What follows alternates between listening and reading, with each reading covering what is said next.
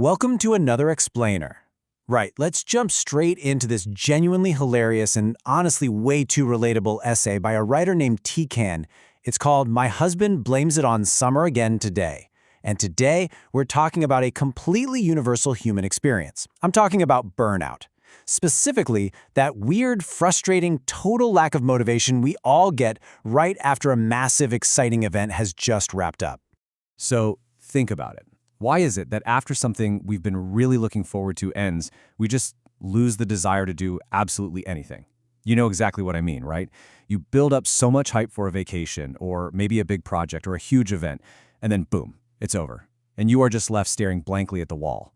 Well, this explainer is going to break down exactly how one husband deals with this specific post-event void and how his wife so brilliantly watches his, let's say, unique coping mechanisms unfold. Section 1. The Post-Event Void.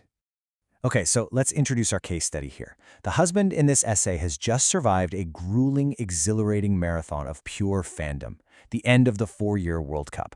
Now, to really grasp the sheer scale of his dedication, we kind of have to rewind 5 weeks.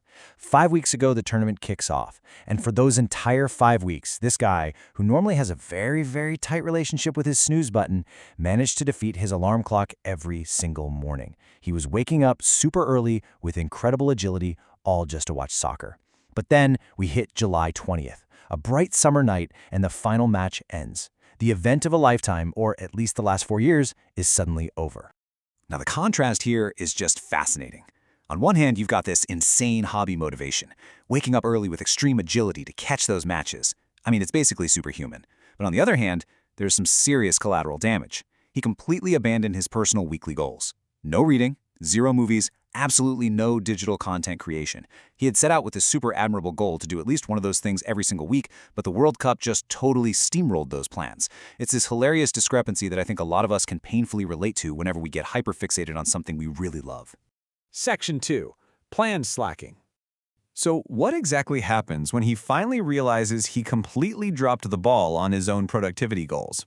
Well, he sits there, reflecting on his total lack of progress, probably tilting his head in confusion, wondering why he worked so hard to wake up early but couldn't muster an ounce of effort for his actual goals. And then he delivers this absolute gem of a quote.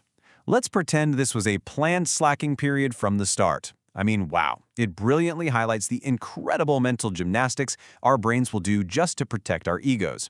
He can't just admit he slacked off, right? No, he has to retroactively make it part of some grand master plan.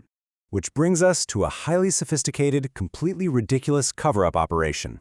Step 1, realize you totally failed your weekly goals. Step 2, retroactively declare it a planned break. And then, my absolute favorite part, Step 3, write a secret memo as proof. Yeah, you heard that right. He decides he actually needs to write down this fake retroactive plan just to, make it official in the physical world. It is such a beautifully absurd way of dealing with the guilt of procrastination. But of course, his wife is just sitting there, watching this entire absurd process unfold in real time. As she quietly observes him scribbling down this fake memo, he catches her staring. And he actually gets defensive. He looks right at her and goes, "Looked, didn't you? It's a secret." Which really makes you wonder, who exactly is this cover-up for? He is literally hiding a fake plan from the one person who already knows he completely made the whole thing up.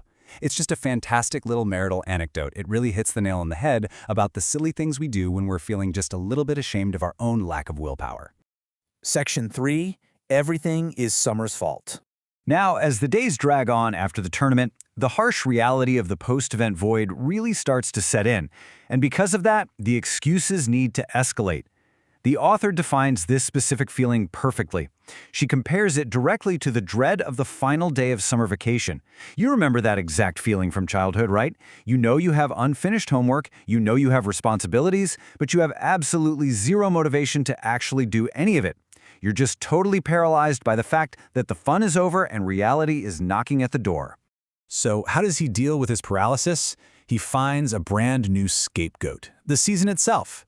Let's just review the list of things he decides to pin entirely on summer.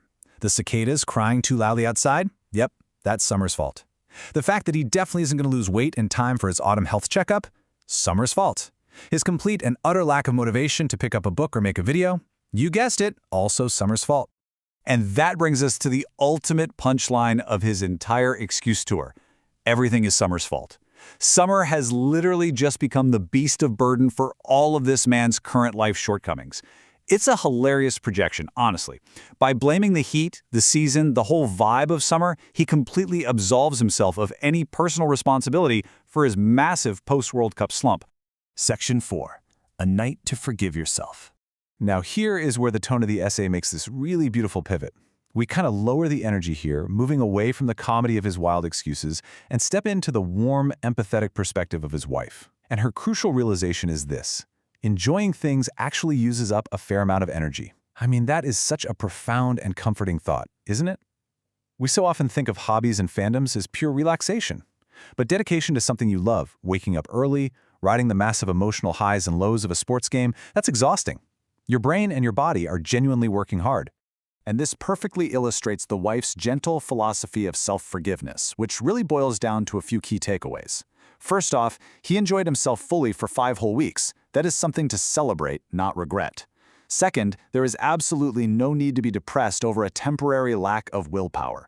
It's just a totally natural biological and emotional response to coming down from a massive high. And finally, it is perfectly fine to return to normal gradually. You really don't have to sprint right back into a hyper-productive routine the very next day. Actually, I want to slow down just for a second to really take in this gorgeous line from the essay. Tonight, leave your excuses with the summer and say goodnight. It's almost like a lullaby. Instead of beating yourself up for not being productive, instead of endlessly obsessing over what you didn't manage to get done, it's okay to just hand all of that guilt over to the season. Let the summer take the blame for one night. Give yourself some grace and just get some rest. Which leaves us with this final, thought-provoking question to wrap up our explainer today. Now, tomorrow morning, what will you blame it on? It's a nice, lighthearted nudge, right? The grace we give ourselves tonight is wonderful, absolutely crucial even. But tomorrow is a brand new day. So what are your coping mechanisms when the post-event void hits? Do you blame the weather, the time of year, or hey, do you invent secret plan slacking memos too? Thank you so much for exploring this charming essay with me today. Take a page out of this book, be kind to yourself when your motivation dips, and I'll see you in the next explainer.